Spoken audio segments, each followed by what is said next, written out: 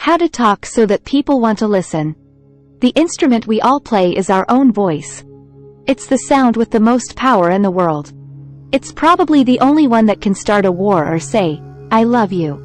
Still, many people find that when they talk, people don't pay attention. What gives?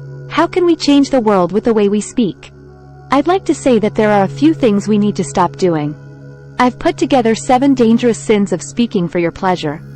I'm not saying this is a complete list, but I think these 7 are pretty big habits that we can all get into.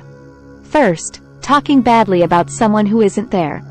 Not a good habit, and we know that 5 minutes later, the person who was talking about us will be talking about someone else. We've talked to people like this, and it's hard to listen to them when you know you're being judged and criticized at the same time. You can fall into the third trap, which is negative. In her last years, my mother was very gloomy, and it was hard to listen to her. I remember telling her, "Today is October 1st, one day." She replied, "I know. It's awful, isn't it?" When someone is that negative and also complaining, it's hard to listen to them. So, this is the art that the UK is most proud of. It's our most popular sport. We complain about the weather, sports, politics, and everything else, but in reality, whining is a way to spread sadness. It's not making the world a better place or making people happy. I'm sorry. All of us have met this guy. Maybe we've all been him at some point. Some people always find someone to blame. They don't take credit for what they do and just pass it on to everyone else. Again, it's hard to pay attention to someone who talks like that. 6 of the 7 came last. The craft of embroidery way too much. It makes our language sound stupid sometimes. For example, what do I call something that is really cool? Then, of course, this is just plain lying, and we don't want to listen to people who we know are lying to us. And finally, dogmatism is when facts and views are mixed up. If you mix these 2 things up, you're just listening to the wind.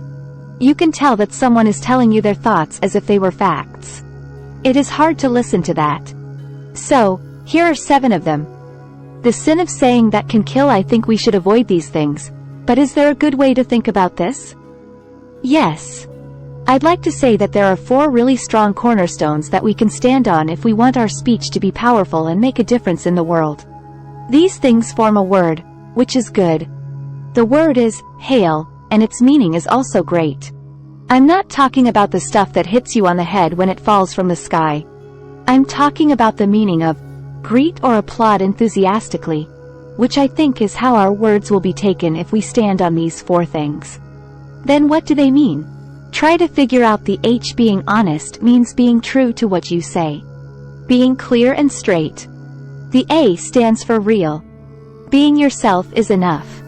My friend put it as standing in your own truth, which I think is a beautiful way to say it. The I stands for integrity, which means keeping your word, doing what you say you'll do, and being someone other people can trust. The letter L stands for love. I'm not talking about sexual love, but I am talking about wishing people well. There are 2. First of all, I don't think we want everyone to be completely honest. I mean, holy crap, you look horrible this morning. Maybe you don't need to do that. Honesty is a great thing when it's mixed with love, but if you really care about someone, it's hard to judge them at the same time. I'm not sure you can even do both of those things at the same time, so hail. Also, you say that now, and it sounds like an old song. What you say matters. It also depends on how you say it. You have a great set of tools. This instrument is amazing, but very few people have ever opened it. I'd like to have a look in there with you now and pull out a few tools that you might want to try out and use to make your speech more powerful. For example, you can sign up. First, falsetto.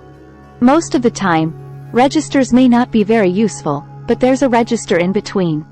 For any of you who are voice teachers, I'm not going to get too technical. You can still find your voice. So if I talk up here in my nose, you can hear a change if I talk down here in my throat, which is where most people speak most of the time. But if you want to gain weight, you have to work your chest. You can tell what's different. People with quieter sounds get our votes. We think of power and control when we think of someone with depth. This is register, and this is timbre. It's the sound of your words. Again, a study shows that we like voices that are full, warm, and smooth, like hot chocolate. Well, if that's not you, it's not the end of the world because you can train. Get a voice trainer. And you can do amazing things to improve the tone of your voice by changing how you breathe, how you stand, and by doing exercises. Then rhyme. I love rhyme. This is the song, the meta language we use to explain what we mean. It's the first way to talk about meaning. People who only say one thing are hard to listen to, especially if they don't have any prose. This is where the words monotonic, boring, and monotone come from. Also, prosody is becoming more and more repetitive. Every sentence now ends as if it were a question, even though it is a fact. And saying that one over and over again makes it harder for you to connect with prosody, which I think is a shame. So let's try to stop doing that. I can get really, really excited and say something very, very quickly, or I can say it very, very slowly to make a point. And then, of course, there's silence, our old friend. There's nothing wrong with being quiet during a conversation. We don't have to use a lot of ums and ahs to make it strong. Usually, pitch and pace work together to show excitement, but you can also do it just with pitch. Where do you think you put my keys? Where do you think you put my keys? In these two ways of saying it, the message is a little bit different.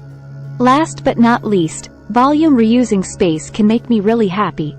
Apologies for that. If I scare anyone or if you get very quiet, I can get your full attention. Some people talk all the time, but you shouldn't do that. This is called casting the sod. Putting your sound on other people without thinking and without care. Not good. Obviously, all of this is most important when you have something really important to do. It could be talking to people from a stage like this one. It could be a marriage proposal, a request for a raise, a wedding speech, or anything else. If it's really important, you owe it to yourself to look at this toolbox and the engine it's going to work on. No engine works well without being warmed up. Get your voice ready. Let me show you how to do that, though. Could you all stand up for a second? Yes. I'm going to show you the 6 things I do to warm up my voice before every talk I give. When you're going to talk to someone important, put your arms up, take a deep breath, and let out a sigh. Oh, let's do that again. Oh, that's great. Now we'll warm up our lips and go B, good job. And now, just like when you were a child, your lips should be moving. The next step will be the tongue. With exaggerated la, la, la, la, la, la, la, la, la, la, la. Very nice. You are getting better and better at this. Then press R. At last, this is like champagne for the mouth. If I can only do one, this is what the pros call the scream. It tastes great. It begins with we and ends with The we is important, while the is not. So there you go, we're great. Give yourselves a standing ovation. Please sit down. Many thanks. Do those things before your next speech. Now, let me put this in its proper place. This is a very important point. We're here right now, right? We don't talk very well.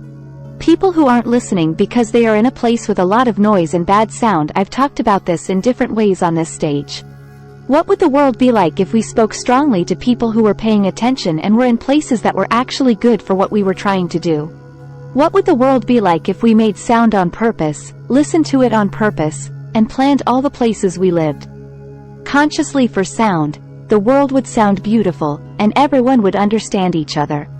This is a good idea that should be shared. Many thanks. Thanks for watching.